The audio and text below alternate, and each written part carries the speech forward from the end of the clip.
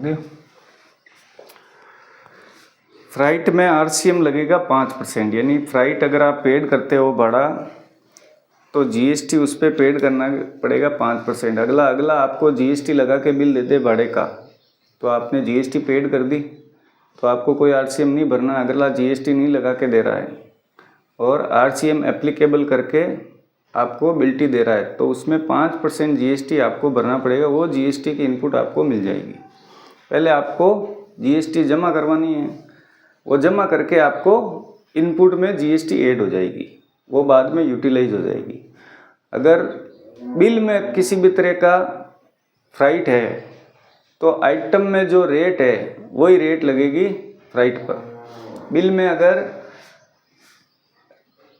Item पर rate है GST 18%, तो फ्राइट पर भी आपको 18% ही लगानी पड़ेगी। अगर बिल में फ्राइट ऐड किया है, असेसेबल वैल्यू ऑन करके जीएसटी कैलकुलेट होगा। अलग से आप फ्राइट की एंट्री कर रहे हो पेमेंट में या जनरल, तो जीएसटी 5% ही भरना है। रेंट, शॉप रेंट है या गोडाउन रेंट, अगला आपको या तो बिल दे रहा है विथ जीएसटी किराए का, तो आपको जीएसटी अलग से पेड नहीं करना, आपने जीएसटी उसको पेड कर दिया है।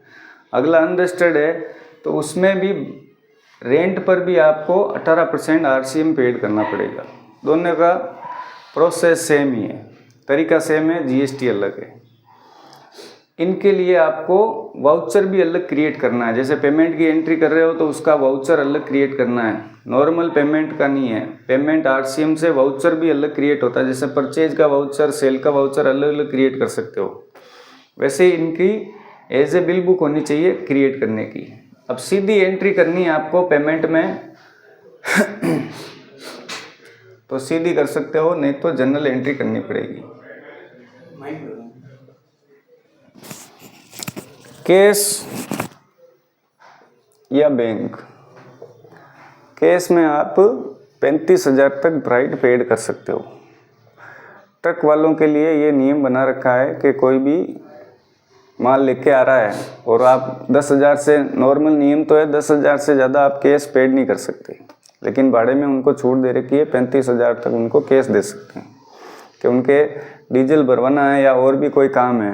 चेक अगर वो लेके कैश करवाएंगे तो उसमें टाइम लगेगा, तो खाली फ्राइट में आप 35,000 वन शॉट में पेड कर सकते हो, बाकी खर्चों में 10,000 की लिमिट है। यहाँ कर दिया फ्राइट। अब freight RCM, freight RCM inter state, दो लेजर अलग अलग क्रिएट करने हैं, स्टेट और इंटर स्टेट।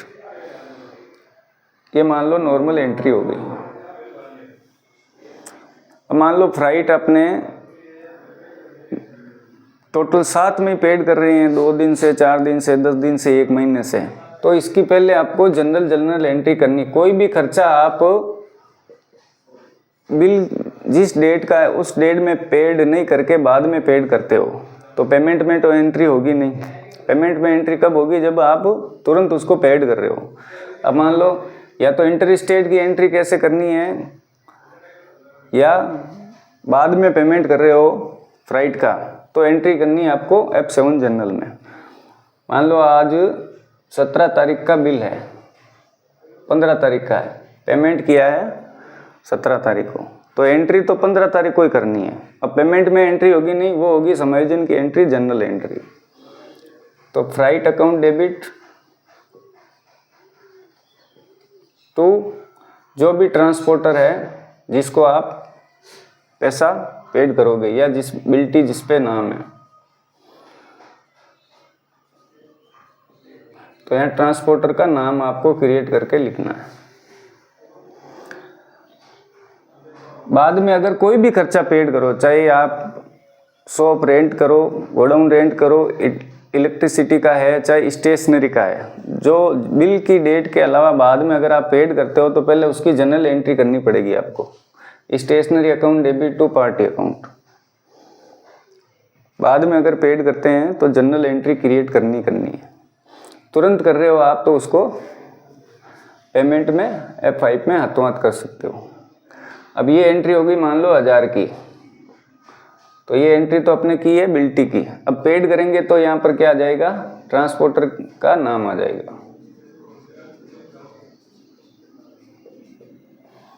तो 2 एंट्री करनी पड़ेगी। अगर आप बाद में किराया एक साथ में पेड कर रहे हो, मान लो 1000 नहीं किया आपने, उसको 10 बिल्टी का 10,000 साथ में पेड किया, तो पेमेंट की एंट्री तो एक हो जाएगी और ये एंट्री इंडिविजुअल अलग अलग।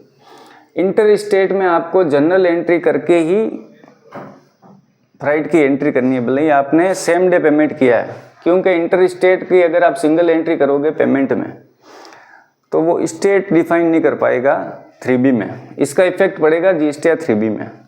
फ्राइट के लेजर पे अपने को GST भी ऑन करनी पड़ेगी। आप फ्राइट का लेजर क्रिएट करना है और GST में आपको इसको यस करना है। वहाँ पर HSN डिस्क्रिप्शन सर्विस है, एज ए फ्राइट क्या है, सर्विस है, गुड्स नहीं है, तो इसका HSN हमेशा 99 से, सर्विस का जो भी HSN है 99 से स्टार्ट होगा। पीछे के डिजिट अलग अलग जिस तरह की सर्विस है उसके हिसाब से चेंज होते रहेंगे। फर्स्ट 2 99 से स्टार्ट होगा। टैक्सेबल, फिर यहाँ पर एक ऑप्शन आएगा RCM रिवर्स चार्ज मैकेनिज्म। अगर ये ऑन नहीं है आपके तो F12 करना है आपने को यहाँ पर, और आपको एक ऑप्शन दिख जाएगा रिवर्स चार्ज एप्लीकेबल को यस करना है। अगर वो नहीं दिखे तो उसको ऑन कर लेना, ऑन करोगे तब यहाँ पर दिखेगा, उसको खाली यस करना है। और GST यहाँ पर डालना आपको 5%। यहाँ पर GST आपको सिर्फ एप्लीकेबल करना है, बाहर आके गुड्स की जगह सर्विस रखना है इस पर। इसका इफेक्ट दिखेगा GST या 3B में। यहाँ कहीं पर भी GST आपको लगाना नहीं है, चाहे तो आप रेंट पेड कर रहे हो चाहे फ्राइट पेड कर रहे हो। तो इंटर स्टेट की याद रखनी है, अगर भाड़ा पेड किया तो उसकी जनरल एंट्री करके ही उसको डालनी है। फ़र्क क्या पड़ेगा, इंटर स्टेट की, मान लो ये इंटर स्टेट की है तो यहाँ पर आप जो भी ट्रांसपोर्टर का नाम टाइप करोगे, क्रिएट करोगे, तो इसकी स्टेट भी आपको डालनी पड़ेगी, जो भी स्टेट चेंज है। अगर आप स्टेट नहीं डालोगे तो GST या 3B में ये एरर में आएगा इंटर स्टेट का, ये स्टेट कौन सी है। या तो वहाँ से जाके स्टेट सेलेक्ट करो, वहाँ से जाके सेलेक्ट करोगे तो वो टेम्परेरी एक टाइम के लिए ही वहाँ पर करेक्शन होगा, वापस से 3B जनरेट करोगे फिर एरर में आएगा। तो जो स्टेट का है वहाँ तक तो आपके वो आपकी स्टेट है राजस्थान, तो राजस्थान अपना आप उठाएगा। इंटर स्टेट में आपको ये एंट्री करके फिर ये पेमेंट की एंट्री करनी है। और स्टेट में चाहो तो सिंगल एंट्री कर सकते हो अगर सेम डे पेड हो रहा तो, और इंटर स्टेट में सेम डे हो रहा है तो भी आपको 2 एंट्री करनी है। यहाँ पार्टी पर स्टेट लगाते ही वो अपना आप ही स्टेट पता चल जाएगी कौन सी स्टेट है। तो भाड़े फ्राइट पर नियम है 5% RCM भरना है। और बिल में अगर आप फ्राइट ऐड कर रहे हो तो बिल में आइटम में जो GST है वही आइटम में GST फ्राइट पे लगेगा। 12 है तो 12, 18 तो 18।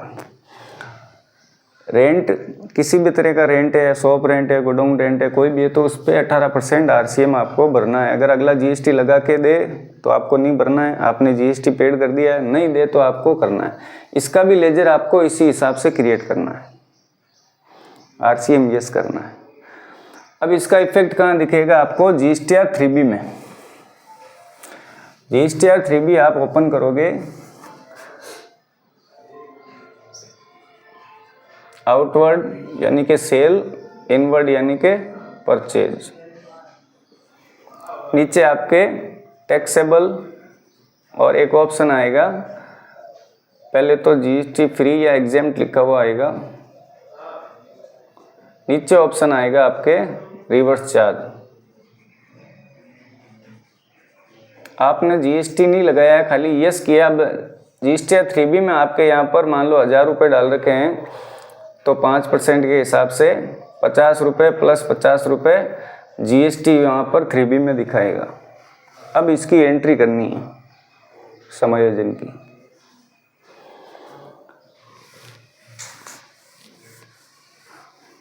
ये 50 रुपये आपको भरने हैं और अपने अकाउंट में ऐड करने हैं। मतलब ये आपको ये नहीं है कि आपने भर दिए और चले गए। मान लो आपने अपने अकाउंट में 50 रुपये का 100 रुपये आपने बैलेंस डाले, बैलेंस आ गया आपके वॉलेट में, अब आप उसको यूटिलाइज कर सकते हो। वही सिस्टम में पहले आपको भरना पड़ेगा। और अगर फ्राइट आपने पेड किया और अगला जीएसटी लगा के दे दे बिल में या अलग से, तो अब आपको ये एंट्री इसमें नहीं करनी है। फ्राइट का नॉर्मल लेजर बनेगा, फ्राइट नॉन जीएसटी लिख दो आगे, उसमें कोई आरसीएम नहीं करना है। पहले तो आपको जीएसटी भरना पड़ेगा 20 तारीख से पहले। मान लो सीजीएसटी एसजीएसटी ये 50 रुपए आपने भर दिए, ठीक है। अब आपको क्या करना है, यहाँ पर सीजीएसटी आरसीएम एसजीएसटी आरसीएम ये 2 लेजर नए क्रिएट करने, इनको रखना है ड्यूटीज एंड टैक्सेस। जीएसटी में नहीं डालना, इसको डालना अदर में, इस पे जीएसटी में नहीं डालना, सीजीएसटी खाली अदर में डालना। अब ये लेजर अपने पास पेड कर दिया, अभी ये क्या है, डेबिट कर रहे हैं इसको। अब अपने को इनपुट इंक्रीज करनी है, इनपुट कैसे बढ़ाएंगे, यानी कि ये अपने सीजीएसटी एसजीएसटी में कैसे जाएगा। अभी तो ये कहाँ पर है, आरसीएम में। तब आपको एक एंट्री करनी है CGST SGST 50-50-100 debit, CGST SGST RCM 100 रुपये क्रेडिट। ये एंट्री होगी पेमेंट में डेबिट। अब ये एंट्री अब 7 में करोगे, इनपुट इंक्रीज करनी है और आरसीएम को डिक्रीज करना है। तो सीजीएसटी एसजीएसटी जो अपना नॉर्मल लेजर है उसमें 50-50 डेबिट करना है। डेबिट का मतलब है बैलेंस ऐड हो गया। परचेज की जो भी जीएसटी होती है वो होती है डेबिट, सेल की जो जीएसटी है वो है क्रेडिट। तो ये सीजीएसटी एसजीएसटी डालते ही इनपुट में ऐड हो गया और यहाँ पर सीजीएसटी एसजीएसटी आरसीएम 50-50 100 रुपये क्रेडिट। तो ये यहाँ से ये बैलेंस हो जाएगा 0 और ये इसमें बैलेंस ऐड हो गया। ये यहाँ से 50-50 डेबिट, ये 50-50 क्रेडिट, तो ये बैलेंस है 0 और ये बैलेंस ऐड हो गया उसमें। अब चाहो तो सीधी एंट्री कर सकते हो, ये सीजीएसटी 50 एसजीएसटी 50 ये करने की ज़रूरत नहीं है, लेकिन आपको जब ऑडिट के टाइम डिटेल देनी पड़ेगी कि आरसीएम का कितना जीएसटी पेड किया। तब अगर सीधी एंट्री सीजीएसटी एसजीएसटी में कर दिए तो डिटेल कहाँ से निकाल के दोगे। अब चाहो तो आरसीएम का एक ही बना लो, जीएसटी आरसीएम। अब उसमें सीजीएसटी एसजीएसटी आईजीएसटी या तो इंडिविजुअल अलग अलग नहीं डालने, साथ में डाल दो, और अलग अलग डालने तो सबसे बढ़िया रहेगा। ये यहाँ से हो जाएगा 0। सेम ही एंट्री है फ्राइट की, रेंट की, इसमें भी सेम ही प्रोसेस है। इसमें भर के इनपुट लेनी है, तो यहाँ पर भर दिया और ये इनपुट अपने चार्ज कर लिया। प्रैक्टिकल अभी वीडियो क्रिएट कर लेते हैं।